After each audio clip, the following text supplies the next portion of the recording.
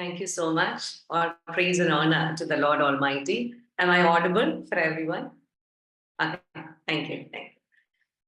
North American diocesan Sevika സംഘത്തിന്റെ ആഭിമുഖ്യത്തിൽ പ്രത്യേകിച്ച് മദേഴ്സ് ഡേയോടനുബന്ധിച്ച് ഇങ്ങനെ ഒരു മീറ്റിംഗ് നടത്തുകയും I feel so honoured, so privilege to be back with you all again. പ്രത്യേകിച്ച് to see familiar faces and names on the screen. It's such a joy for me, especially today morning and for you all today evening. ഞാൻ അഭിമന്യ പൗലോസ് തിരുമേനിയുടെ വാക്കുകൾ തീർച്ചയായിട്ടും, തിരുമേനി was so gracious when he spoke about me, though I really know that I'm not worthy and not so much deserving of what all he said. But of course, Tirumeni's encouragement and support have really gone a long way in molding me, my personality into the way right now I am. Tirumeni പറഞ്ഞ പോലെ വളരെ shy and timid ആയിരുന്ന എന്നെ ഇത്രത്തോളം ഒക്കെ സംസാരിപ്പാൻ ബലപ്പെടുത്തിയിട്ടുള്ളത് തിരുമേനിയുടെ എൻകറേജ്മെന്റിന് അതിനകത്ത് വലിയൊരു റോള് തീർച്ചയായിട്ടും ഉണ്ട്. അതുപോലെ നോർത്ത് അമേരിക്കൻ ഡയസിഷൻ സേവിക സംഘം എന്ന് പറയുന്നത് എന്നെ സംബന്ധിച്ച് വെരി ക്ലോസ് ടു ഹാർട്ട്. ഞങ്ങള് ഡാലസിൽ ശുശ്രൂഷ ചെയ്തിരുന്ന സമയത്തൊക്കെ നിങ്ങളിൽ പലരെയും നേരിട്ട് കാണുവാനും സംസാരിക്കുവാനും, to feel that closeness and warmth whenever we meet again, online ആയാലും ഓഫ്ലൈൻ ആയാലും, അത് തീർച്ചയായിട്ടും ഒത്തിരി ഞങ്ങൾ ചെറിഷ് ചെയ്യുന്ന മെമ്മറീസിന്റെ ഭാഗമാണ്. ഇന്നത്തെ നമ്മുടെ ഈ മീറ്റിംഗിൽ ഓൾറെഡി ആ ടൈറ്റിലിനെ കുറിച്ച് പറഞ്ഞു കഴിഞ്ഞു. മദർഹുഡ് ഡിവൈൻ റോൾ എന്നാ കൊടുത്തിരിക്കുന്നതെങ്കിലും തീർച്ചയായിട്ടും തിരുമേനി പറഞ്ഞ മദർഹുഡ് ഡിവൈൻ കോൾ എന്ന് പറയുന്ന അതിനോട് ചേർന്ന് തന്നെയാണ് നമ്മൾ ചിന്തിക്കാനായിട്ട് പോകുന്നത്. ഈ മീറ്റിംഗിൽ പങ്കെടുക്കുന്ന എല്ലാവർക്കും തിരുമേനി, അതുപോലെ അച്ഛന്മാരുടെ സാന്നിധ്യം, എല്ലാ മെമ്പേഴ്സും 300 പാർട്ടിസിപ്പൻസ് എന്നൊക്കെ പറയുമ്പോൾ അത് ലിമിറ്റ് ആണെന്ന് ഞാൻ മനസ്സിലാക്കുന്നു. എല്ലാവർക്കും ക്രിസ്തു യേശുവിന്റെ നാമത്തിൽ സ്നേഹവന്ദനം ചൊല്ലിക്കൊണ്ട് നമ്മുടെ ഇന്നത്തെ ഈ സെഷനിലേക്ക് നമുക്ക് കടക്കാം. ഒരു പ്രസന്റേഷൻ ഉണ്ട്. The one who is helping with the presentation, please. നമ്മള് അതിനുവേണ്ടി ഞാൻ എടുത്തിരിക്കുന്ന വേദഭാഗം നിങ്ങളിപ്പോ വായിച്ച് കേട്ടു already. Exodus chapter 2 verses 1 through 10. അതാണ് നമ്മുടെ ബൈബിൾ പോർഷൻ ആയിട്ട് എടുത്തിരിക്കുന്നത്. Exodus chapter 2 verses 1 to 10. Motherhood divine role എന്നാണ് തീം കൊടുത്തിരിക്കുന്നതെങ്കിലും you can take it as a divine call. Of course തീർച്ചയായിട്ടും ദൈവത്തിന്റെ ഒരു വലിയ വിളിയാണ് നമ്മുടെയൊക്കെ മദർഹുഡ് എന്ന് പറയുന്നത്. Previous slide. Okay, you can go to the next slide. Next slide എടുത്തു. ഓക്കെ, ജോക്കബേദ് എന്ന് പറയുന്ന ക്യാരക്ടറിനെയാണ് ഞാൻ ആ മദർഹുഡിനെ കുറിച്ച് പറയാനായിട്ട് എടുത്തിരിക്കുന്നത്. You may not see the name Jochebed in the portion that was read today from Exodus chapter 2 verses 1 to 10, but the name of the mother has been mentioned in Exodus chapter 6 verse 20. അവിടെ പറയുന്നുണ്ട് ആ അമ്മയുടെ പേര് യോക്കബെദ് എന്നാണ്. അതായത് അമ്രാം married a woman by the name Jochebed. They had 3 children, Miriam, Aaron and Moses. അതുകൊണ്ട് ജോക്കബെദ് എന്നുള്ള name ഒരുപക്ഷെ നമുക്ക് ഫെമിലിയർ അല്ല എങ്കിലും ഈ അമ്മ ചെയ്ത എല്ലാ കാര്യങ്ങളും നമുക്ക് വളരെ ഫെമിലിയർ ആണ്. Because when we read about Moses birth, how he was taken care at home and then later pushed into the river, അവിടെ നിന്ന് മോസസിന്റെ ഒരു റീബർത്ത് എന്ന് പറയാവുന്ന ഒരു രീതിയിൽ മോസസിന്റെ ലൈഫ് പോകുന്നതിനോടൊക്കെ അനുബന്ധിച്ച് this mother's role is very significant in the life of the baby. So we know the role the mother took, though we may not be very familiar with the name of the mother of Moses. Jochebed എന്നാണ് ആ സ്ത്രീയുടെ പേര്. Let's look into her life and the incident which has really made her role significant in the life of the baby. She delivered her youngest son in a very challenging time. Already Miriam and Aaron 2 മക്കൾ ഉണ്ടായിരുന്ന ഈ അമ്മയെ സംബന്ധിച്ച് മൂന്നാമത് ഗർഭം ധരിക്കുന്നത് ഒരു വളരെ ചലഞ്ചിങ് ആയിട്ടുള്ള ഒരു സാഹചര്യത്തിന് മധ്യത്തിലാണ്. ഫറവോൻ ഇസ്രായേലി ആൺമക്കൾ ജീവിക്കാൻ പാടില്ല എന്നൊരു കൽപ്പന ഇഷ്യൂ ചെയ്ത ആ ഒരു കാലഘട്ടത്തിൽ എല്ലാ ജൂയിഷ് ഹീബ്രു ബേബി ബോയ്സിനെയും കൊല്ലണം എന്ന് കൽപ്പനയിട്ട ഒരു സാഹചര്യത്തിൽ this mother gets pregnant. We can just imagine the kind of tension, the kind of nervousness and worry this mother had throughout her pregnancy period. കാരണം ഡെലിവറി ചെയ്യാൻ പോകുന്ന കുഞ്ഞ് ആണാണോ പെണ്ണാണോ എന്ന് അറിയത്തില്ല. പെൺകുട്ടിയാണെന്നുണ്ടെങ്കിൽ she has the right to live, but if it's a baby boy, the boy will have to die. So throughout the pregnancy period, this mother what kind of mental state she went through, and also her husband, Amranne കുറിച്ച് ആ ഭാഗത്ത് പറയുന്നില്ലെങ്കിലും let's read between the lines and fill in the gaps of the story and understand. As a couple, it was a great, mentally difficult time for both of them. അങ്ങനെ ആ ഒരു സാഹചര്യത്തിൽ ഈ youngest കുഞ്ഞിനെ, മോസസിനെ അല്ലെങ്കിൽ ഈ ബേബിയെ ഡെലിവർ ചെയ്യുന്ന യോക്കബേൽ, she had to hide the baby for 3 months, and it was not a small deal as far as the situation around was considered. നമ്മൾ ഓർക്കണം, ആ ഒരു സാഹചര്യത്തിൽ ഒരു കുഞ്ഞൊരു വീട്ടിൽ ജനിച്ചാൽ മറ്റുള്ളവരെല്ലാവരും അറിയാതെ ആ കുഞ്ഞിനെ ഹൈഡ് ചെയ്യുക എന്ന് പറയുന്നത് ഇറ്റ്സ് നോട്ട് സോ ഈസി. ഇന്നത്തെ പോലെ നമ്മളുടെ ഒരു പ്രൈവസി, ഒരു പ്രൈവറ്റ് സ്പേസിലൊന്നും ആയിരുന്നില്ല അന്നത്തെ വീടുകളൊക്കെ. അപ്പോൾ അടുത്തടുത്തൊക്കെ ഭവനങ്ങൾ ഉള്ളപ്പോൾ ഒരു കുഞ്ഞ് ജനിച്ചാൽ ആ കുഞ്ഞിന്റെ കരച്ചിൽ വെളിയിൽ കേൾക്കാത്ത വിധത്തിൽ ആ കുഞ്ഞിനെ ഹൈഡ് ചെയ്യുക, പ്രൊട്ടക്ട് ചെയ്യുക എന്നൊക്കെ പറയുന്നത് it was so challenging for her as A mother. Of course, she might have sought her husband's cooperation.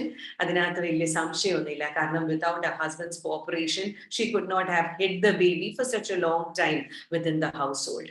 മാത്രമല്ല, എന്നെ ഏറെ ചിന്തിപ്പിക്കുന്ന ഒരു കാര്യം, the elder children, Miriam and Aaron, അവരും കൊച്ചു കുട്ടികളാണ്. അവരുടെ കോഓപ്പറേഷനും കൂടി ഈ അമ്മ എടുത്തെങ്കിൽ മാത്രമേ പുറം ലോകം അറിയാതെ ഇരിക്കത്തുള്ളൂ ഈ വീട്ടിലൊരു കുഞ്ഞുണ്ടെന്ന്. അപ്പൊ ഈ കുഞ്ഞ് ജനിച്ചു കഴിഞ്ഞ് എങ്ങനെയായിരിക്കണം ആ അമ്മ ഈ എൽഡർ ചിൽഡ്രനെ പറഞ്ഞു മനസ്സിലാക്കിയത്, that we are not supposed to tell the outside world that we have a baby boy at home. എന്നെ സംബന്ധിച്ച് അതൊക്കെ ചിന്തിക്കുമ്പോൾ യോക്കബേദിന്റെ വിസ്ഡവും യോക്കബേദിന്റെ കറജും യോക്കബേദിന് ദൈവത്തിൽ ഉണ്ടായിരുന്ന വിശ്വാസവും ഒക്കെ എന്നെ ഭയങ്കര അമേസിംഗ് ആക്കി യോക്കബേദ് എന്ന് പറയുന്ന അമ്മയെ കുറിച്ച് ചിന്തിപ്പിക്കുന്ന കാര്യങ്ങളാണ്. കാരണം അന്നത്തെ എല്ലാ ഹീബ്രു വീടുകളിലും they knew that they were going through a very hard time in their lives. സ്ലേവറിയിലൂടെ കടന്നു പോയിക്കൊണ്ടിരുന്ന ഇസ്രായേൽസിനെ സംബന്ധിച്ച് ഫാറോ എന്തുകൊണ്ടാണ് ബേബി ബോയ്സ് ജീവിക്കരുതെന്ന് പറയുന്നത്? കാരണം the number of Hebrews, they were outnumbering. ഈജിപ്ഷ്യൻസിനെക്കാട്ടിലും നമ്പർ വളരെ വലുതായിക്കൊണ്ടിരിക്കുന്നത് കൊണ്ടും അവരുടെ ഒരു മിലിറ്ററി സ്ട്രെങ്ത്തും ഇതുമൊക്കെ വളരാതിരിക്കാൻ വേണ്ടിയിട്ടാണ് ഫാറോ പറഞ്ഞത് എല്ലാ ഹീബ്രു ബേബി ബോയ്സിനെ കൊല്ലണമെന്ന്. അപ്പൊ ഈ ഒരു സാഹചര്യം നിലനിൽക്കെ തന്നെ ഹീബ്രു പേരൻസിന് അറിയാമായിരുന്നു the living God of Israel would provide a leader who would save them from the bondage of Egyptian slavery. അപ്പൊ അതറിയാമായിരുന്നത് കൊണ്ട് എല്ലാ ഹീബ്രു മാതാപിതാക്കളുടെയും ഭവനങ്ങളിലെ ഒരു പ്രാർത്ഥനയായിരുന്നു എന്നാ പറയുന്നത്, അവർക്ക് ജനിക്കുന്ന ഒരു കുഞ്ഞ് ഈ ലീഡറായി മാറുമോ എന്ന് അറിയാത്തത് കൊണ്ട് they were looking forward for such a leadership. അതുകൊണ്ട് തന്നെ ഈ അമ്മയെ സംബന്ധിച്ച് ആ അമ്മയുടെ ഒരു വിശ്വാസം ദൈവത്തിൽ എന്ന് പറയുന്നത് വളരെ വലുതായിരുന്നിരിക്കണം. കാരണം താൻ പ്രസവിക്കുന്ന കുഞ്ഞാകുമോ ദൈവം ഉപയോഗിക്കുന്ന ലീഡർ എന്നറിയാത്തത് കൊണ്ട് തനിക്ക് ജനിക്കുന്ന കുഞ്ഞിനെ ഒരു വിധത്തിലും മരണത്തിന് വിട്ടുകൊടുക്കുകയില്ല എന്ന് ഉറപ്പിച്ച് വിശ്വസിച്ച ഒരു അമ്മയായിട്ട് യോക്കബേദിനെ നമുക്ക് കാണാനായിട്ട് സാധിക്കും. Can we have the next slide?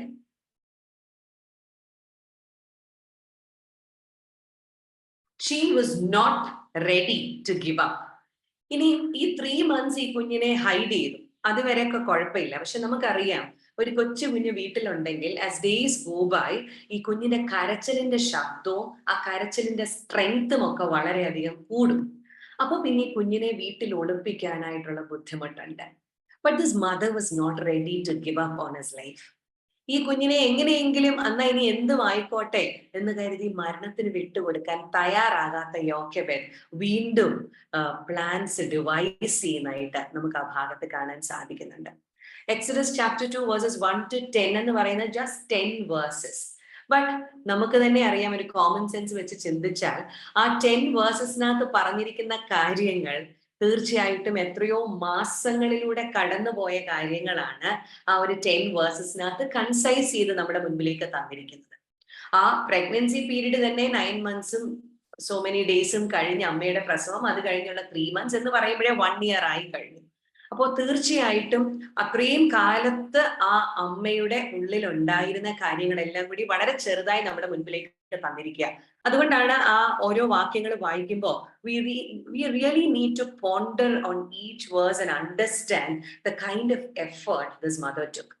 And we must also understand that one night she was sleeping and just before sleep she prayed to God. ആ രാത്രിയിൽ ഒരു സ്വപ്നം കണ്ടു, ഒരു പ്ലാൻ കിട്ടി, ആ ഐഡിയ അങ്ങ് എക്സിക്യൂട്ട് ചെയ്യുമായിരുന്നില്ല. ഏതൊക്കെ തരത്തിൽ ഈ കുഞ്ഞിനെ രക്ഷിക്കാം എന്നുള്ളതിനെ കുറിച്ച് ഒരുപക്ഷെ അമ്രാമിനോട്, തന്റെ ഹസ്ബൻഡിനോട് ചേർന്ന് യോക്കെബെദ് ചിന്തിച്ചിട്ടുണ്ടാവാം. അവർ ഒരുമിച്ചിരുന്ന് പ്രാർത്ഥിച്ചിട്ടുണ്ടാവാം. Plan A, plan B, plan C ഒക്കെ മനസ്സിൽ കൊണ്ടുവന്നിട്ട് which would be the best wisest plan എന്ന് അവർ ഓപ്റ്റ് ചെയ്തതായിരിക്കാം നമ്മൾ പിന്നീട് വായിക്കുന്ന കാര്യങ്ങൾ. അതുകൊണ്ട് നമ്മൾ ആ വാക്യങ്ങൾ വായിക്കുമ്പോൾ വളരെ വേഗത്തിൽ നമ്മൾ വായിച്ചു വിടുമ്പോഴും ഒരല്പസമയം എടുത്ത് അവരുടെ ഒരു പേഷ്യൻസിനെ കുറിച്ചും അവരുടെ ഉള്ളിൽ ഉണ്ടായിരുന്ന ഒരു വേദനയെ കുറിച്ചും ഒക്കെ ഒന്ന് ചിന്തിക്കുന്നത് നല്ലതാണ്. അതുപോലെ ആ അമ്മയുടെ അല്ലെങ്കിൽ ആ കപ്പിളിന്റെ ഒരു പ്ലാൻ ആയിരുന്നു, നമ്മൾ ആ വായിച്ചെടുത്ത ഒരു ഞാങ്ങണ പെട്ടകം ഉണ്ടാക്കി എന്ന് പറയുന്നുണ്ട്. പശയും കീലും തേച്ച് ആ അമ്മ ഒരു ഞാങ്ങണ പെട്ടകം ഉണ്ടാക്കി, papyrus basket coated with tar and pitch. And I always, when I read this passage or when I think about Jochebed, I picturize myself that image where she was putting the star and pitch on this basket, and I'm pretty sure that while she was doing that, she was crying. ആ അമ്മയുടെ ഹൃദയവും ആ അമ്മയുടെ കണ്ണും ഒരുപോലെ നനഞ്ഞിട്ടുണ്ടാവും. ആ കണ്ണുനീരൊക്കെ ഇങ്ങനെ കവളത്തൂടി ഒഴുകി വന്ന് ഈ ഞാങ്ങണ പെട്ടകത്തിൽ താൻ തേക്കുന്ന പശയോടും കീലിനോടും ചേർന്ന് മിക്സ് ചെയ്ത് അതിനെ ഏറെ സ്ട്രോങ് ആക്കിയിട്ടുണ്ടാവും എന്ന് ചിന്തിക്കാനാണ് ഞാൻ ഇഷ്ടപ്പെടുന്നത്. കാരണം ഈ ഞാങ്ങണ പെട്ടകം ഉണ്ടാക്കി ഈ കുഞ്ഞിനെ അതിലേക്ക് കിടത്താമെന്ന് when this mother decided, she was not sure as to what is going to happen. അപ്പൊ ഏതൊരു അമ്മയെ സംബന്ധിച്ചും ഈ ഒരു സെപ്പറേഷൻ വളരെ പെയിൻഫുൾ ആണ്. നമ്മളെ സംബന്ധിച്ച് ഇപ്പൊ just before this Maya was telling your heart walking around. നമ്മൾ ആ ഒരു മൊമെന്റസ് ഡിസിഷൻ ആയിരിക്കാം to have a child, but once you have your child outside your womb and you see the child growing right in front of your eyes, it's like having your heart walk around with the growing up children. എന്ന് പറയുമ്പോൾ ഈ കുഞ്ഞിന്റെ ഒരു separation അതുവരെ ഈ അമ്മ വളരെ protect ചെയ്ത് കൊണ്ടുവന്നു. ഞാൻ ഈ ഞാങ്ങണ പെട്ടകത്തിലാക്കുന്നതും ഒരു പ്രൊട്ടക്റ്റീവ് മെഷറായിട്ടാണ്. But ultimately what will happen എന്നുള്ളതിനെ കുറിച്ച് ഈ അമ്മയ്ക്ക് വ്യക്തമായൊരു 100% സർട്ടനിറ്റി ഉണ്ടായിരുന്നോ ചോദിച്ചാൽ നമുക്ക് ഉണ്ടായിരുന്നു എന്ന് പറയാൻ പറ്റത്തില്ല. But she had her own plans and she had a certain idea about the consequences. But still ആ ഒരു സെപ്പറേഷൻ ഈ അമ്മയെ സംബന്ധിച്ച് ഇത്ര പെയിൻഫുൾ ആയിരുന്നിരിക്കണം. അതുകൊണ്ട് തന്നെ ആ കണ്ണുനീര് ആ പശയോടും കീലിനോടും ചേർന്ന് ഒരു മിക്സ് ചെയ്ത് ആ ഞാങ്ങണ പെട്ടകത്തെ ഈ അമ്മ റെഡിയാക്കി. ഞാൻ പലയിടത്തും ഇതിനെക്കുറിച്ച് വായിക്കുവാൻ ഇടയായിട്ടുള്ളൊരു കാര്യം, ഈ പശയും കീലും ഒക്കെ തേക്കുന്നതിന്റെ തന്നെ ഒരു ഞാങ്ങണ പെട്ടകത്തിൽ അതൊക്കെ തേക്കുന്നതിന്റെ തന്നെ ഒരു വലിയ കാരണം, ഈ നൈൽ നദിയുടെ ഒരു ഭാഗത്തൊക്കെ ധാരാളം ക്രോക്കഡൈൽസ് ഉണ്ട്. അപ്പോ ഇതിന്റെ ഒരു സ്മെല്ല് ഈ ക്രോക്കഡൈൽസിൽ നിന്ന് ഇതിനെ അകറ്റി നിർത്തുന്ന ഒരു ഘടകമായിരുന്നു. അതുകൊണ്ടാണ് യോക്കെബെദ് അത് ഉപയോഗിച്ചതെന്ന് വായിക്കുവാൻ ഇടയായി തീർന്നിട്ടുണ്ട്. എന്നാൽ ഈ നദിയുടെ തന്നെ മറ്റു ചില ഭാഗങ്ങൾ ഫ്രീ ഓഫ് ക്രോക്കഡൈൽസ് ആയിട്ടുള്ളതുമുണ്ട്. അപ്പൊ ഈ അമ്മയെ സംബന്ധിച്ച് എവിടെ ഈ ഞാങ്ങണ പെട്ടകം വെക്കണമെന്നുള്ളതിനെ കുറിച്ച് ഷീ വാസ് വെരി ഷ്യൂർ. അപ്പൊ അതും ഞാൻ ചിന്തിക്കും. ഈ കുഞ്ഞ് ജനിച്ച 3 മാസം വീട്ടിലായിരിക്കുന്ന സമയത്ത് ഈ മദർ വളരെ നല്ലൊരു സ്റ്റഡി നടത്തിയിട്ടുണ്ട് നൈൽ നദിയെ കുറിച്ചും. നൈൽ നദിയിൽ ഫറവോന്റെ മകൾ തോഴിമാരുമായി കുളിക്കാൻ വരുന്ന സമയം എപ്പോഴാണെന്നും എവിടെ ഈ പെട്ടകം കൊണ്ടുവച്ചാൽ ഈ ഫറവോന്റെ മകളും തോഴിമാരും ഇത് കാണാൻ സാധ്യതയുണ്ട് എന്നുള്ളതിനെ കുറിച്ചും ഒക്കെ ഈ മദർ വളരെ ഡീറ്റെയിൽഡ് ആയിട്ട് ഒരു സ്റ്റഡി നടത്തിയിട്ടുണ്ട്. അത്രയധികം പ്രിപ്പറേഷൻസ് ഉണ്ടായിരുന്നത് കൊണ്ടാണ് ഈ രീതിയിൽ ചെയ്യാമെന്ന് ഈ അമ്മയ്ക്ക് സാധിച്ചത്. അവിടെയാണ് ഞാൻ ഈ അമ്മയുടെ വിസ്ഡത്തെ കുറിച്ച് ചിന്തിക്കുന്നത്. പലപ്പോഴും ഞാൻ ഓർക്കും, നമ്മൾ വളരെ ചലഞ്ചസിലൂടെയൊക്കെ കടന്നു പോകുമ്പോൾ നമ്മുടെ കോമൺ സെൻസും ലോജിക്കും ഒന്നും വർക്ക് ചെയ്യാറില്ല. നമ്മളൊക്കെ വളരെ ഇമോഷണലി റിയാക്ട് ചെയ്ത് and all our actions become guided by emotions that we are not able to think well. But ഈ അമ്മയെ സംബന്ധിച്ച് ഈ അമ്മയുടെ ഇമോഷൻസിനേക്കാൾ ഈ അമ്മയുടെ തോട്ട്സ് വളരെ വിസ്ഡത്തോടുകൂടെ ആക്ട് ചെയ്തത് കൊണ്ടാണ് ഇങ്ങനെ ഒരു പ്ലാൻ ഡിവൈസ് ചെയ്യുവാനും മോശ എന്ന് പറയുന്ന ഒരു വലിയ നേതാവിനെ കിട്ടുവാനും ഈ അമ്മയ്ക്ക് സാധിച്ചത്.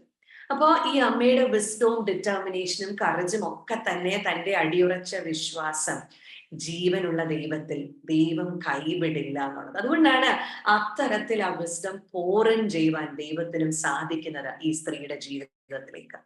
അവിടെ നിന്ന് she keeps she walks with her young eldest daughter മിറിയമായിട്ട് പോയി ഈ ഞാങ്ങണ പെട്ടകം ഫറവോന്റെ മകളും തോഴിമാരും കുളിക്കാൻ വരുന്ന ഒരിടത്ത് അവർ കാണാൻ സാധ്യതയുള്ള ഒരിടത്ത് കൊണ്ടുവന്ന് വെക്കുന്നതായിട്ട് നമ്മൾ കാണുന്നുണ്ട്. പിന്നെ അങ്ങോട്ടുള്ള ഭാഗവും നമ്മൾ അവിടെ വായിച്ചു. ഒരു പക്ഷേ യോക്കെബെദിന് അത് കണ്ടുകൊണ്ട് നിൽക്കാനുള്ള ഒരു മനസ്സിനുള്ള ഒരു കട്ടിയില്ലാഞ്ഞത് കൊണ്ടാവാം യോക്കെബെദ് ആ സീരിയൽ പിന്നെ കാണുന്നില്ല. എന്നാൽ തന്റെ എൽഡസ്റ്റ് ഡോട്ടർ ആയിരിക്കുന്ന മിറിയം, അതോ ഇതും അമ്മയുടെ പ്ലാൻ ആയിരുന്നു എന്ന് നമുക്ക് അറിയത്തില്ല. Miriam weights there. Miriam comes to know that Pharaoh's daughter has taken up the baby. വളരെ ധൈര്യത്തോടുകൂടെ ആ ഒരു പ്രായത്തിൽ ഒരു കൊച്ചുകുട്ടി കാണിക്കേണ്ടുന്നതിനും അപ്പുറമായ ഒരു എന്താ പറയുന്ന ഒരു sense ഓടുകൂടെ Miriam walks up to Pharaoh's daughter and tells her that I will bring a nursing mother. ഒരു ഹീബ്രു നഴ്സിംഗ് മദറിനെ ഞാൻ കൊണ്ടുവരാമെന്ന് പറയുന്നു. കാരണം തന്നേക്കാൾ വളരെ എൽഡേഴ്സ് ആയിരിക്കുന്ന, അതും പൊസിഷനിലിരിക്കുന്ന ആ രാജ്യത്തെ രാജാവിന്റെ മകളോടൊക്കെ ഇത്തരത്തിൽ വന്ന് സംസാരിക്കണം എന്നുണ്ടെങ്കിൽ മിറിയം എന്ന് പറയുന്ന കുട്ടിയെയും ഈ അമ്മ എങ്ങനെ മോൾഡ് ചെയ്തിട്ടുണ്ടാവണം എന്നുള്ളതാണ് ഞാൻ ചിന്തിച്ചത്. എങ്ങനെയായിരിക്കണം ഈ മിറിയമിനെ ഈ ഒരു റോളിലേക്ക് ആ അമ്മ ഒരുക്കിയെന്ന് നമ്മൾ ചിന്തിച്ചു നോക്കണം. അവിടെ നിന്ന് Jochebed becomes the first paid nursing mother to her own son. വേറെ ആരെങ്കിലും in the history of the world ഇത്തരത്തിൽ സ്വന്തം മകന് മുല കൊടുത്ത് വളർത്തിയതിന് ശമ്പളം കൈപ്പറ്റേണ്ടി വന്നിട്ടുണ്ടോ എന്ന് നമുക്ക് അറിയത്തില്ല. വേദപുസ്തകം നമുക്ക് തരുന്ന ഒരു ക്യാരക്ടറാണ് യോക്കെബെദ്. എങ്ങനെയാണല്ലേ ദൈവത്തിന്റെ കരം ഇവിടെ കാണാതിരിക്കാൻ നമുക്ക് പറ്റുന്നത്? അതുപോലെ ഈ കുഞ്ഞുമായി ഫറവോന്റെ മകളുടെ അടുത്ത് നിന്ന് സ്വന്തം ഭവനത്തിലേക്ക് പോയ യോക്കെബെദിനെ ഞാൻ എന്റെ മനസ്സിൽ പിക്ചറൈസ് ചെയ്ത് she danced with joy as she carried Moses in her arms. ഇനിയും അവൾ കാര്യം പേടിക്കണ്ട, ഇനിയും ആരുടെയും ചോദ്യത്തിന് അവൾ ഉത്തരം മുട്ടി നിൽക്കണ്ട. തനിക്ക് ചുറ്റിനും താമസിക്കുന്നവരൊക്കെ ഇത് ആരുടെ കുഞ്ഞാണെന്ന് ചോദിക്കുമ്പോൾ യോക്കെബെദിന് ധൈര്യമായിട്ട് പറയാം, ഫറവോന്റെ മകളുടെ വളർത്തു മകനെ ഞാൻ മുല കൊടുത്ത് വളർത്തുന്നു എന്ന് മാത്രമേ ഉള്ളൂ. I have been given a period of time to nurture this baby at home. ധൈര്യത്തോടെ മോശ തന്റെ വീട്ടുമുറ്റത്ത് ഓടി നടന്ന് കളിക്കുന്നത് കാണുമ്പോൾ ഈ അമ്മയുടെ ഹൃദയവും മനസ്സും കണ്ണുമൊക്കെ ഒരുപോലെ നിറയുന്നുണ്ട്. കാരണം എത്ര സ്വാതന്ത്ര്യത്തോടുകൂടെ ഈ കുഞ്ഞിനെ വളർത്തുവാനായി ഈ അമ്മയ്ക്ക് ഒരു അവസരം ലഭിച്ചു. ആൻഡ് ആ ഒരു opportunity when she had Moses back at home, ആ 3 months കഴിഞ്ഞിട്ട്, ഇന്നത്തെ കാലത്തെ പോലെയൊന്നും അല്ല, അന്നത്തെ കാലത്ത് ബ്രസ്റ്റ് ഫീഡിങ് എന്ന് പറയുന്നത് 6, 7, 8 years വരെയൊക്കെ എക്സ്റ്റെൻഡ് ചെയ്യുമായിരുന്നു എന്നാ പറയുന്നത്. അങ്ങനെയാണെങ്കിൽ അത്രയും നാളുകൾ ഈ കുഞ്ഞിനെ വീട്ടിൽ വളർത്തുമ്പോ do you think she just fed the baby physically? No, she was feeding the mind of the baby and telling him how strong his faith should be in the living God of Israel. അവിടെയാണ് മോശയ്ക്ക് എബ്രായരുടെ ദൈവത്തോടുള്ള കൂറുണ്ടായത്. അവിടെയാണ് മോശയ്ക്ക് ഇസ്രായേലിന്റെ ദൈവത്തെ കുറിച്ചുള്ള അറിവിന്റെ അടിസ്ഥാനം ലഭിക്കുന്നത്. അതുകൊണ്ട് തന്റെ ഭവനത്തിൽ മോശയെ ലഭിച്ച സമയത്ത് യോക്കെബെദ് ഊണിലും ഉറക്കത്തിലും അവന്റെ കളിയിലും അവന് ചോറുവാരി കൊടുക്കുമ്പോഴും അവനോടൊപ്പം സമയം ചെലവഴിക്കുമ്പോഴും ഒക്കെ ജീവനുള്ള ദൈവവുമായുള്ള സംവാദം എങ്ങനെ നടത്തണമെന്ന് ഈ അമ്മ പഠിപ്പിച്ചു എന്നുള്ളതാണ്. So that is where I really see how strong Jochebed was a mother in passing her faith into the life of Moses. കാരണം ഫറവോന്റെ കൊട്ടാരത്തിൽ പിന്നീട് വളർന്നെങ്കിലും ഈജിപ്ഷ്യൻ കൾച്ചർ നന്നായി മനസ്സിലാക്കിയെങ്കിലും കൾച്ചറും ലാംഗ്വേജും അവരുടെ എല്ലാ കാര്യങ്ങളും ഈജിപ്ഷ്യൻ രീതിയിൽ മോശ മനസ്സിലാക്കിയെങ്കിലും മോശയുടെ ഹൃദയത്തിൽ ചെറുപ്പത്തിൽ പാകിയ that seed of faith in the living God of Israel, that sense of brotherhood he had for his fellow Israelites, അത് മോശയുടെ പിന്നീടുള്ള ജീവിതത്തിൽ നമുക്ക് വളരെ വ്യക്തമായി വേദപുസ്തകം പറയുന്നുണ്ട്. How strong that sense of brotherhood was in Moses' heart. അതുപോലെ മോസസിന് ജീവനുള്ള ദൈവത്തോട്, ഇസ്രായേലിന്റെ ദൈവത്തോടുള്ള കൂറും വിശ്വാസവും എത്ര സ്ട്രോങ് ആയിരുന്നു. ഇത് എവിടെ നിന്ന് കിട്ടിയെന്നുള്ളതിനെ കുറിച്ച് we don't need to be doubtful about it because he started his life with his mother. ആ അമ്മയോട് ചേർന്നുള്ള ആ കാലഘട്ടത്തിൽ അപ്പനോട് ചേർന്ന് സഹോദരങ്ങളോട് ചേർന്ന് ആ ഭവനത്തിൽ വളരുന്ന സമയത്ത് that strong foundation of faith was laid in the life of Moses. യോക്കെബെദ് എന്ന് പറയുന്ന അമ്മയുടെ ആ ഡിവൈൻ കോൾ ഓഫ് മദർഹുഡിനെ മനോഹരമായിട്ട് ഈ അമ്മ ഉപയോഗിച്ചു എന്നുള്ളതാണ് ഈ അമ്മയെ കുറിച്ച് എനിക്ക് ഏറെ ആദരവും ബഹുമാനവും തോന്നുന്നത്. കാരണം താൻ പ്രസവിച്ച 3 മക്കളും in the history of Israel, they have played significant roles of leadership. അത് മിറിയം ആയാലും അഹരോൻ ആയാലും മോശ ആയാലും. ഞാൻ ഓർക്കും ഒരു വീട്ടിലെ ഇപ്പോ 3-4 മക്കളുള്ളതിൽ ഒരാള് ദൈവവേലയ്ക്ക് പോയി അല്ലെങ്കിൽ ദൈവത്തിന്റെ വിളിക്ക് അനുസരിച്ച് പ്രവർത്തിച്ചു എന്നല്ല യോക്യബേദ് പറയുന്നത്. ദൈവം എനിക്ക് ദാനമായി 3 കുഞ്ഞുങ്ങളെ തന്നു. 3 പേരും ഇസ്രായേലിന്റെ ചരിത്രത്തിൽ ദൈവ വിളിയോട് ചേർന്ന് അവരുടെ ഉത്തരവാദിത്തങ്ങളെ ചെയ്തവരാണ് എന്ന് പറയാൻ ഈ യോക്യബേദ് എന്ന് പറയുന്ന അമ്മയ്ക്ക് സാധിക്കുന്നു. And that is nothing that a divine call, and when she responded to the divine call, she was able to fulfill her divine role to the fullest measure. നമ്മുടെയൊക്കെ ജീവിതത്തിൽ നമുക്ക് എങ്ങനെയാണ് നമ്മുടെ തലമുറയ്ക്ക് ഇത്തരത്തിൽ ഒരു ഫെയ്ത്ത് ട്രാൻസ്മിഷൻ സാധ്യമാകുന്നത്? അടുത്ത സ്ലൈഡ് ഇടാമോ? Okay, what is our responsibility? ഞാൻ വളരെ വേഗത്തിൽ, നമുക്കറിയാവുന്ന കാര്യങ്ങളാണ്, ബട്ട് വളരെ വേഗത്തിൽ ഈ പോയിന്റ്സിലൂടെ ഒന്ന് പോയി കഴിയുമ്പോൾ വി വിൽ അണ്ടർസ്റ്റാൻഡ്. ഈ ഒരു 2024-ലും ഒരു മദറായി, ഒരു ഗ്രാൻഡ് മദറായി, തിരുമേനി പറഞ്ഞതുപോലെ വുഡ് ബി മദേഴ്സ് ആയിട്ടൊക്കെ ഇരിക്കുന്ന നമ്മൾ ഓരോരുത്തരും ചിന്തിക്കേണ്ട കാര്യങ്ങളാണ്. നമ്മുടെ പേഴ്സണൽ ലൈഫ്സിൽ എങ്ങനെയാണ് ഈ ഫെയ്ത്ത് ട്രാൻസ്മിഷൻ നമുക്ക് സാധ്യമാകുന്നത്? Using every opportunity to glorify God.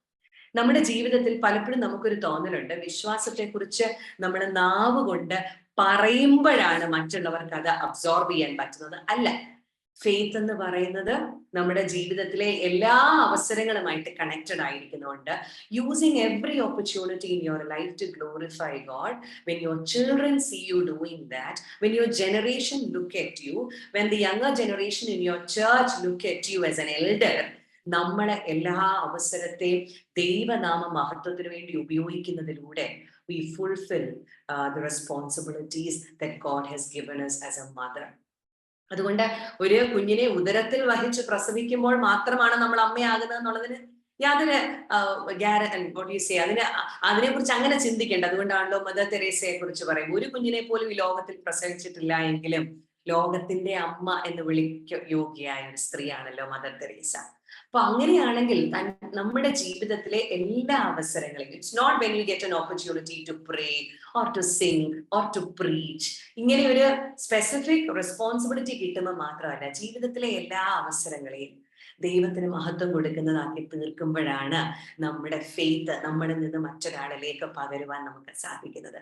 Being grateful for every blessing. ഒത്തിരി ഗ്രംബ്ലിംഗ് നേച്ചർ ഉള്ളവരാകാം. അങ്ങനെയുള്ള ഒരു കൾച്ചറിന്റെ ഭാഗമായി പോയി നമ്മൾ. എന്ത് നമ്മുടെ ജീവിതത്തിൽ ഉണ്ടെങ്കിലും നമ്മൾ പലപ്പോഴും മറ്റുള്ളവർ നമ്മളോട് എന്നാ ഉണ്ട്, സുഖമാണോ എന്ന് ചോദിച്ചാലും സുഖമാണ് എന്ന് പറയുന്നതിനേക്കാൾ മുന്നമേ we start grumbling about all those problems and struggles we go through. പ്രത്യേകിച്ച് ഞാൻ എപ്പോഴും പറയാറുണ്ട്, മലയാളികളെ സംബന്ധിച്ച് എന്നാ ഉണ്ട് എന്ന് ചോദിച്ചാൽ എന്നാ പറയാനാ, ഇങ്ങനെ ഒരു മറുപടിയാണ് നമ്മൾ പെട്ടെന്ന് പറയുന്നത്. എന്നാ പറയാന്, എനിക്ക് മുട്ടിന് വേദനയാ അല്ലെങ്കിൽ തോളിന് വേദനയാ, പ്രായം ഇത്രയൊക്കെ ആയില്ലേ, ഇങ്ങനെയൊക്കെയുള്ള ഒരു സംസാരത്തിലേക്ക് പലപ്പോഴും നമ്മൾ പോകാറുണ്ട്. പ്രത്യേകിച്ച് ഇപ്പൊ നാട്ടിലൊക്കെ ആണെങ്കിൽ നിങ്ങൾ ആരോട് വേണമെങ്കിലും വിളിച്ചു ചോദിച്ചാൽ എന്നാ ഉണ്ടെന്ന് ചോദിച്ചാൽ ഭയങ്കര ചൂടാ, സഹിക്കാൻ വയ്യ, ഇരിക്കാൻ വയ്യ, ഈ 23 വരെ കഴിഞ്ഞ വർഷം വരെ ഉണ്ടായിരുന്നതിനേക്കാൾ പിന്നെ നമ്മൾ കാലാവസ്ഥയുടെ നെഗറ്റീവ് കാര്യങ്ങളെ കുറിച്ച് മാത്രമാകുക നമ്മുടെ സംസാരം. അപ്പൊ ഈ ഒരു what you say, looking at the negatives and keep on talking about them. എന്നാൽ അതിന് പകരം to see the blessings in our lives and to be grateful to God for that, to be grateful to the people around, to be grateful to the nature. ഈ ഒരു quality നമ്മൾ develop ചെയ്യണം. കാരണം നമുക്ക് ചുറ്റുമുള്ള മനുഷ്യര് നമ്മളെ ശ്രദ്ധിക്കുമ്പോൾ നമ്മൾ കൂടുതലും പറയുന്നത് നമ്മുടെ ഈ ഒരു പരാതിയും പരിഭവമാണോ? ഇസ്രായേൽ മക്കളെ കുറിച്ച് പെട്ടെന്ന് പറയുന്ന ഒരു നെഗറ്റീവ് പോയിന്റ് എന്താ? Throughout their desert journey, they kept on grumbling എന്നുള്ളത്. അതായത് ദൈവം അവർക്ക് കൊടുത്ത പല അനുഗ്രഹത്തെയും കാണാൻ അവരുടെ കണ്ണ് തുറന്നില്ല. പക്ഷെ എന്തില്ല, എന്ത് കുറഞ്ഞു, എന്ത് നഷ്ടം വന്നു, നമ്മളും അങ്ങനെ തന്നെയല്ലേ? we often talk about Israelites as grumbling group, grumbling society. We also do the same. So let us learn how to be grateful for every blessing that God has gifted us. And thirdly, passing on your faith as a way of life. It's not just verbally that we talk and teach others what our faith is. That is not the only mode. Faith is a way of life. നമ്മളുടെ വിശ്വാസത്തെ മറ്റുള്ളവരിലേക്ക് നമ്മൾ പകരേണ്ടുന്നത് നമ്മുടെ ജീവിത ശൈലിയായിട്ടാണ്. നമ്മുടെ ആറ്റിറ്റ്യൂഡ്സിലൂടെ, നമ്മുടെ ചോയ്സസിലൂടെ, നമ്മുടെ decision മേക്കിങ്ങിലൂടെ, നമ്മുടെ പ്രയോറിറ്റീസിലൂടെ, നമ്മുടെ ലൈക്സ് ആൻഡ് ഡിസ്ലൈക്സ് ഒക്കെ തന്നെ നമ്മുടെ വിശ്വാസ ജീവിതത്തെ കാണിക്കേണ്ടതാണ്. The perspective of faith must be reflected in every area of our life. അപ്പോൾ അങ്ങനെ നമ്മൾ ജീവിക്കുമ്പോഴാണ് നമ്മൾ അധികം സംസാരിക്കേണ്ട മറ്റുള്ളവരോട് നമ്മുടെ വിശ്വാസത്തെ കുറിച്ച്. നമ്മളെ കാണുന്നവർക്ക്, ആരാധനയ്ക്ക് നമ്മുടെ ഒപ്പം ഇരിക്കുന്നവർക്ക്, നമ്മളുമായി ഇന്ററാക്ട് ചെയ്യുന്നവർക്ക് ഒരുപക്ഷെ നമ്മുടെ ഒരു സ്മൈല് മതി, നമ്മുടെ മുഖത്തെ ഒരു റേഡിയൻസ് മതി മറ്റൊരാൾക്ക് നമ്മുടെ വിശ്വാസ ജീവിതത്തെ കുറിച്ച് മനസ്സിലാക്കാൻ. ഞാൻ എപ്പോഴും ചോദിക്കുന്ന ഒരു ചോദ്യമുണ്ട്. നമ്മൾ ജോലി ചെയ്യുന്ന ഇടങ്ങളിലോ നമ്മൾ സഞ്ചരിക്കുന്ന വഴികളിലോ ഒക്കെ തന്നെ എപ്പോഴെങ്കിലും ഒക്കെ മറ്റുള്ളവർ നമ്മളോട് ചോദിച്ചിട്ടുണ്ടോ, what is the secret of so much radiance on your face? You always smile even when you're going through a difficult time, even when there are failures and losses in your life, you keep on smiling. What is the secret of your energy? ഇത് നമ്മളോട് എത്ര പേര് ചോദിച്ചിട്ടുണ്ട്? അവിടെ നമുക്ക് പറയാൻ സാധിച്ചിട്ടുണ്ടോ? It's because of my strong faith in the living God, because I have Jesus walking with me, because I have Jesus guiding me. കർത്താവിന്റെ സാന്നിധ്യം എപ്പോഴും എൻ്റെ കൂടെ ഉള്ളത് കൊണ്ട് എനിക്ക് ഭയമില്ല, എനിക്ക് സന്തോഷമേ ഉള്ളൂ. എന്തൊക്കെ നഷ്ടങ്ങളും വന്നോട്ടെ, എന്തൊക്കെ പ്രയാസവും വന്നോട്ടെ. ഇപ്പൊ നമ്മൾ കേട്ട പാട്ടുകളിലൊക്കെയാണ് തന്നെ എത്ര മനോഹരമായ വരികളാ അല്ലെ. ഞാൻ യോഗ്യയല്ല, നടത്തിയ വിധങ്ങളിൽ നന്മ പറയാൻ, നന്ദി പറയാൻ. അപ്പൊ ഇതെല്ലാം നമ്മുടെ ജീവിത ശൈലിയായി മാറേണ്ടുന്നത് ആവശ്യമാണ്. That is how we transmit faith to the next generation and to the people around us.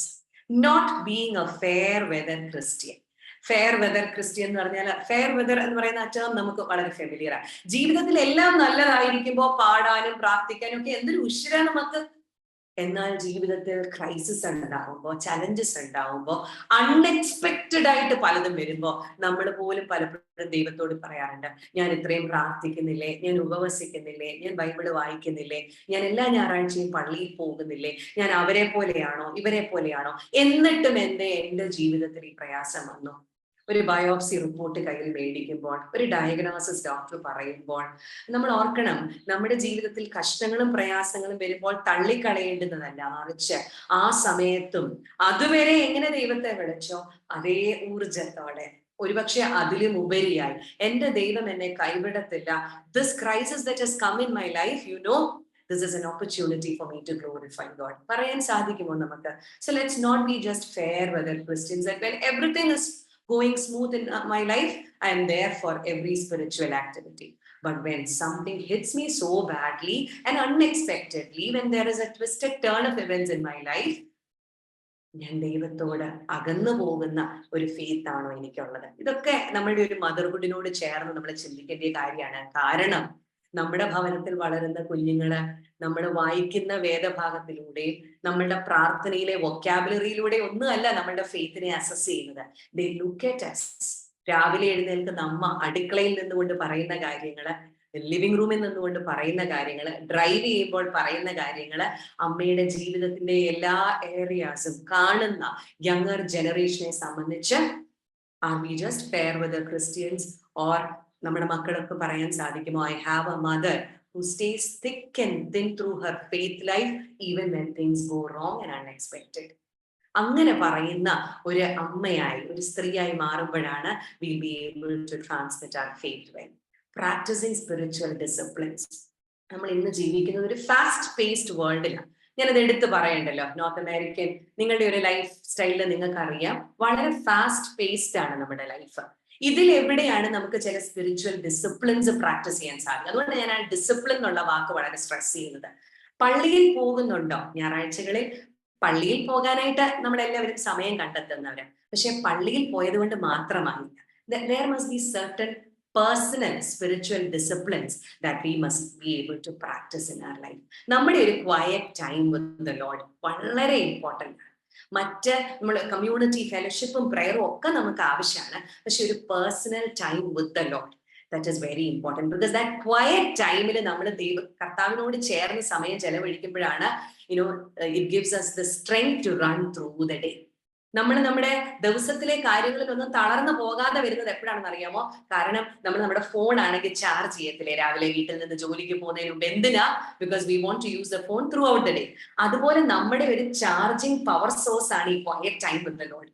അപ്പോൾ നമ്മുടെ ഫോൺ ഫുൾ ചാർജ് ചെയ്തില്ലെങ്കിൽ നമുക്കറിയാം നമ്മുടെ ഒരു ഡേറ്റ യൂസേജും നമ്മുടെ ബാക്കി എല്ലാ കാര്യങ്ങളിലൂടെ സോഷ്യൽ മീഡിയ ആപ്പുകളെല്ലാം ആപ്പുകളായി മാറുമ്പോൾ നമുക്കറിയാം ഇതിന്റെ ചാർജ് നിൽക്കത്തില്ല. എന്ന് പറയുന്നത് പോലെ when you are connected to your power spiritual source, നമ്മുടെ പവറും ഒരു ദിവസത്തിന്റെ പകുതി കഴിയുമ്പോഴത്തേക്ക് തീർന്നു പോകും. അപ്പൊ അത് ഉണ്ടാവാതിരിക്കാൻ we must have strong spiritual disciplines. വേദപുസ്തകം നമ്മളെ പഠിപ്പിക്കുന്നത് you must have a vertical relationship, at the same time your horizontal relationship should also be good. അപ്പൊ അങ്ങനെയാണെങ്കിൽ ഈ സ്പിരിച്വൽ ഡിസിപ്ലിൻസ് പ്രാക്ടീസ് ചെയ്യാൻ പറ്റുന്ന ഇടമാണ് ഞാൻ അവിടെ ലാസ്റ്റിൽ എഴുതിയിരിക്കുന്ന taking care of our relationships on earth. ദൈവവുമായുള്ള കർത്താവുമായുള്ള നമ്മുടെ ബന്ധം നമ്മൾ എത്രത്തോളം സ്ട്രോങ് ആക്കാൻ ശ്രമിക്കുന്നോ അതുപോലെ സ്ട്രോങ് ആയിരിക്കണം നമ്മുടെ ബന്ധങ്ങൾ ഹൊറിസോണ്ടലി. നമുക്ക് ദൈവം ഈ ലോകത്ത് തന്നിരിക്കുന്ന ബന്ധങ്ങളെ വിശ്വാസത്തിൽ ചേർത്ത് പിടിക്കാൻ. Now, it's not necessary that the people around you may agree with all that you say, may always say good things about you, may appreciate you, encourage you, support you.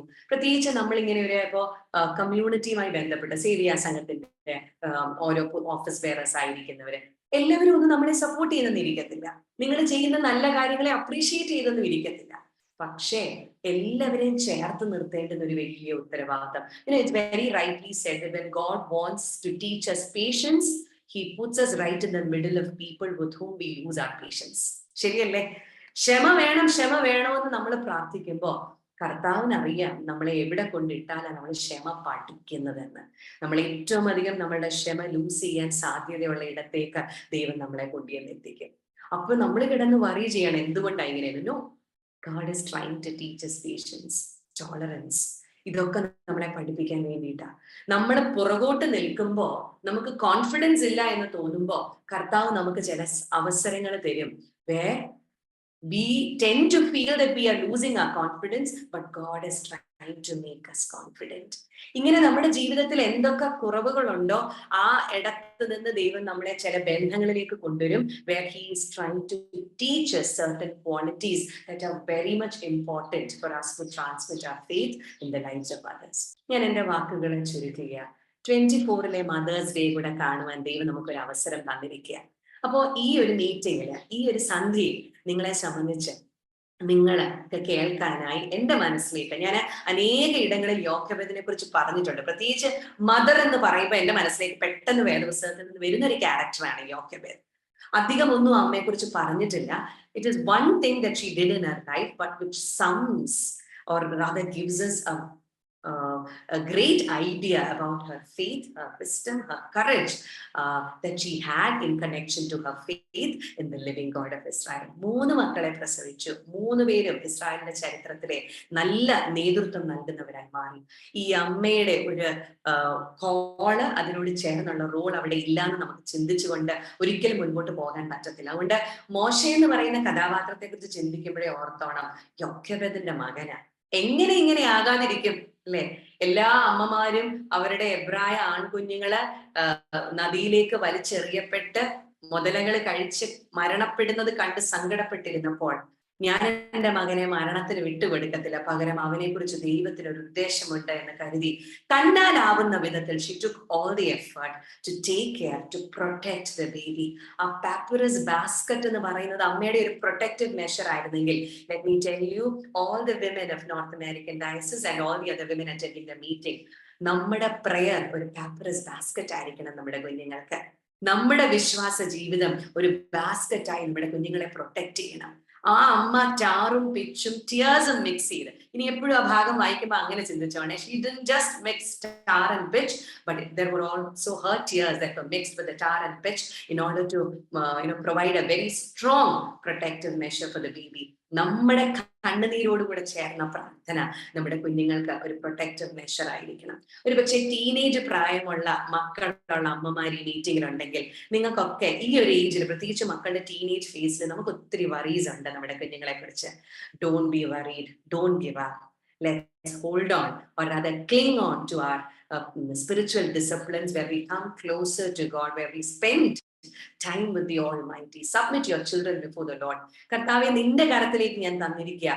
യോക്യവേദ ആ ബാസ്കറ്റിനെ നൈൽ നദിയിലേക്ക് ഒഴുക്കി വിട്ടതുപോലെ നീ അവനെ ഏറ്റെടുക്കുന്നറിയാം, നീ അവളെ ഏറ്റെടുക്കുന്നറിയാം. അവരുടെ ജീവിതത്തെ നീ ആഗ്രഹിക്കുന്ന വിധത്തിൽ ഉപയോഗിക്കാൻ നിനക്കിടയായി തീരണമേ എന്ന് നമുക്ക് പ്രാർത്ഥിക്കാം. Once again, thank you so much for this opportunity that you gave me. I am so overwhelmed actually by the opportunity and by the നിങ്ങളുടെ എല്ലാവരുടെയും presence, the smiles I can see on the screens of those who have switched on their videos. Thank you so much for all your prayers and support. It has been a great opportunity for me always speaking to you all. God bless us.